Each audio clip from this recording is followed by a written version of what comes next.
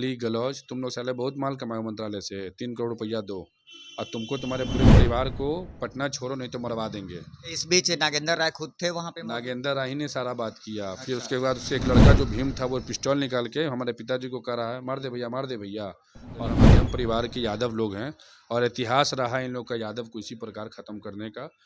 तो हम लोग डरे हुए हैं, सहमे हुए हैं और नीतीश कुमार से ये मांग भी करते हैं कि हमारे और हमारे परिवार का ऊपर अगर कुछ भी अगर खरोच आता है तो उसका पूरा जिम्मेवारी नागेंद्र राय और उसके पूरे परिवार का होगा। इसके बाद में लगे तुमने बहुत माल कमाए हो, 3 करोड़ रुपये दो हमको। पूरा मंत्रालय तुम देखे हो, दो दो को मंत्रालय संभाले हो, तो हमको 3 करोड़ रुपया दो। हम इग्नोर करते हुए हम लोग आप क्या बोल रहे हैं, हम आते तो बात करते हैं बोलने। नमस्कार, न्यूज़ 4 नेशन देख रहे हैं आप, मैं हूं अनिल। बिहार में एक बार फिर से रंगदारी का बाजार गर्म होता नजर आ रहा है। दरअसल ताजा मामले की अगर बात करें तो पटना के पीरबहोर थाना क्षेत्र का है, जहां पर रालोसपा के राष्ट्रीय युवा अध्यक्ष से रंगदारी की डिमांड की गई है। लगभग 3 करोड़ रुपए की रंगदारी की ये मांग लालू प्रसाद यादव के भतीजे नागेंद्र राय ने की है। जिस मामले में अगर बात करें हम तो पीरबहोर थाने में इसकी लिखित शिकायत भी दर्ज कराई गई। हम सीधे जुड़ते हैं रालोसपा के राष्ट्रीय युवा अध्यक्ष आकाश से, जिनसे ये पूरी रंगदारी मांगी गई है। वहीं अगर बात करें तो धमकी भी दी गई है। क्या पूरा मामला और कैसे क्या हुआ था? हमारे पास 12 तारीख को सुबह में टेलीफोन आता है 8:30 बजे के लमसम में। उस वक्त हम सिलीगुड़ी से पटना लौट रहे थे वंदे भारत से। तो फ़ोन आते ही करे तुम कहाँ हो, तुमको तुम्हारे पूरे परिवार को मरवा देंगे, तुम समझ नहीं रहे हो, तुम पहचान नहीं रहे हो हमको, ये वो डिस्चर्ज करने लगा। तो हम ट्रेन में थे, उतना बात कर नहीं पाए। फिर हम पटना पहुँचते ही हमने कॉल लगा कि भाई अब क्या बात है बताइए। उसके बाद भी वो 25 मिनट लगभग हमसे बात किए। हमने फ़ोन उनको किया तो वो मिलने का प्रेशर डाला कि मिलने आओ मिलने आओ, लेकिन एक होता ना कि सामने वाला तैश में बात कर रहा है और मिलने बुला रहा है, तो हम भी सोचे कि भैया क्या मिलने जाए बिना मतलब का। उसके बाद कंटिन्यू हमारे पास फ़ोन आना शुरू हुआ। फ़ोन पे हमको 25 मिनट के बाद में लगा तुमने बहुत माल कमाए हो, 3 करोड़ रुपये दो हमको। पूरा मंत्रालय तुम देखे हो, दो दो को मंत्रालय संभाले हो, तो हमको 3 करोड़ रुपया दो। हम इग्नोर करते हुए हम लोग आप क्या बोल रहे हैं, हम आते तो बात करते हैं। बोलने के बाद फिर हमने फ़ोन रख दिया। उसके बाद पूरे रात पूरे शाम दोपहर फ़ोन आते गया, हम मिलने नहीं गए। अगले दिन 13 तारीख को 8:30 बजे मेरे पास 2 कॉल आया, मैंने फ़ोन नहीं उठाया। उसके बाद 12:30 लमसम में 5 से 7 लोग आए हमारे घर पे। नीचे हमारे रेंटर ने आवाज़ दिया, पापा नीचे आए। उसके बाद वो लोग अपना गाली गलौज टाइप का, सब अपराधी पेशे के लोग रहे हैं।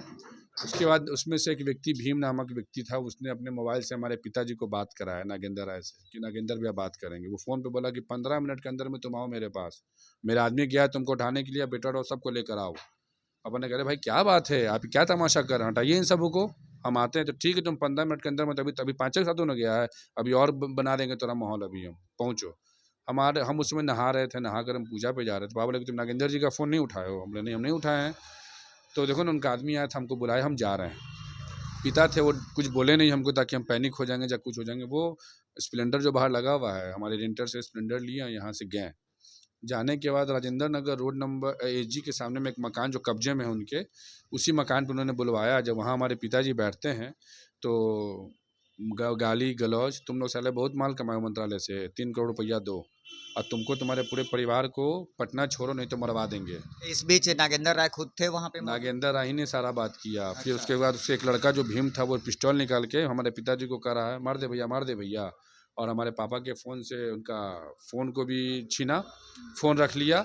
और उसके बाद फिर अपना जो होता है गाली गलौज दिस डैट सब कुछ बहुत सारा कुछ किया। हमारे पिता वहाँ से निकले, हमको कॉल किए। मैं पिता को खोजने निकल चुका था कि भाई पापा कहाँ गए, नहीं गए हैं। जब वहाँ से हम लौटे हैं, पापा हमको कॉल किए कि बेटा हम निकल गए हैं, आओ बात करना है। तो फिर पापा ने रो रो कर मुझे सारी बातों को रखा कि नागेंद्र राय ने ऐसा ऐसा चीज़ किया। तो अब इसके आगे का क्या कुछ कार्रवाई होगा और कैसे आप नीतीश कुमार जी पे विश्वास है, बिहार के माननीय मुख्यमंत्री जी के सुशासन पे विश्वास है कि ऐसे बड़े लोगों, जो बड़े लोग हैं ये लोग, भाई लालू यादव के भतीजा अपने आप को बताते हैं और इनका जो चरित्र रहा है वो किसी से छुपा हुआ नहीं। हम लोग गरीब मध्यम परिवार के यादव लोग हैं और इतिहास रहा है इन लोग का यादव को इसी प्रकार ख़त्म करने का। तो हम लोग डरे हुए हैं, सहमे हुए हैं और नीतीश कुमार से ये मांग भी करते हैं कि हमारे और हमारे परिवार का ऊपर अगर कुछ भी अगर खरोच आता है तो उसका पूरा जिम्मेवारी नागेंद्र राय और उसके पूरे परिवार का होगा। इस बाबत अगर बात करें हम तो कोई अधिकारी आपसे बात किए या फिर कोई इस टाइप का संभावना या फिर किसी टाइप का कोई आपको? नहीं, मैं बिहार प्रशासन का मैं धन्यवाद देता हूँ कि बिहार पुलिस ने रात के साढ़े 8-9 बजे जब मैं थाना गया तो मुझसे सारी बातों को उन्होंने पूछा। पूछने के बाद हमारे मामला को दर्ज किया। सुबह में पुलिस हमारे घर पे भी आई थी इन्वेस्टिगेशन करने के लिए। हमारे पिताजी से बातचीत किया, जो घटनाएं घटी वो सारी घटनाएं बता दिया हमने। हमारे मोबाइल में कॉल रिकॉर्डिंग का फंक्शन है नहीं, बिकॉज आईफोन में होता नहीं है, आईफोन 11 में तो रिकॉर्डिंग उनका कॉल का है नहीं। और सीसीटीवी आसपास का जितना सब हम लोग निकलवा चुके हैं, तो सब हम लोग दस्तावेज के साथ हम प्रशासन को उपलब्ध हर जांच का हम उनको सपोर्ट करेंगे और हर चीज़ खुलकर बताएंगे।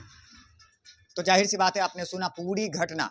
आकाश यादव रालोसपा के राष्ट्रीय युवा अध्यक्ष हैं, उन्होंने बताया है। और साफ तौर पे देखा जाए तो फिर से एक बार रंगदारी का बाजार बिहार सहित राजधानी पटना में तूल पकड़ता नजर आ रहा है। ऐसे में देखना होगा कि आखिरकार प्रशासन इस पर क्या कुछ कार्रवाई आगे का करती है। लगातार हमारी छोटी बड़ी खबरों से अपडेट रहने के लिए देखते रहें न्यूज़ फॉर नेशन।